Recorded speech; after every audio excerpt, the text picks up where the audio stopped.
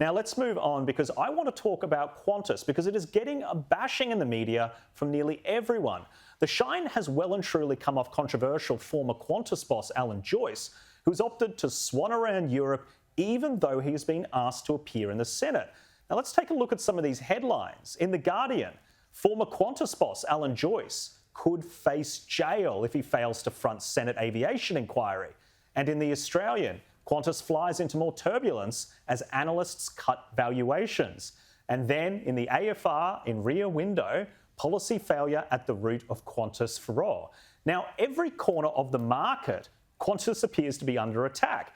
Whether it's illegally sacking staff or doing a handshake deal with the Prime Minister or supporting the Yes campaign, every journalist appears to be united. Qantas is having a terrible time in the press, and if it does not handle the Senate inquiry properly, that pain is sure to stick around.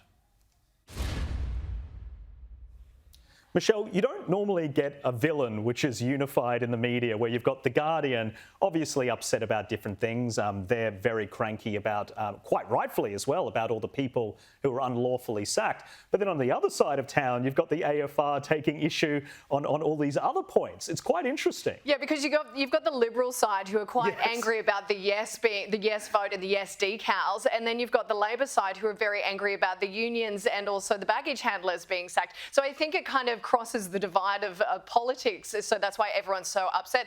I think the inquiry was very interesting. Senator Bridget McKenzie, I was like, pass me the popcorn, yes please. I don't want her to ever be mad at me because she really scared me.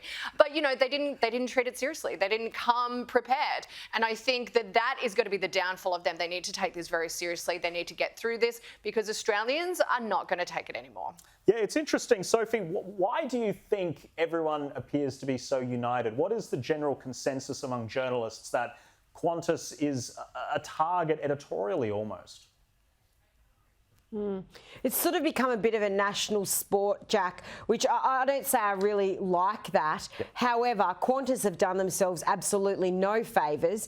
Alan Joyce has been so incredibly divisive, I'll use that word, as we did with Dan Andrews. You know, they're coming out supporting the Yes campaign, putting stickers on their planes, you know, giving us welcome to countries on airlines and, you know, telling us what we should think and then giving us appalling customer service. And their handling of this publicly has been absolutely appalling. So it is good that they're being called out. And I really think now they need to have a real reset with their new boss, Vanessa Hudson, because at the moment their brand is absolutely tarnished.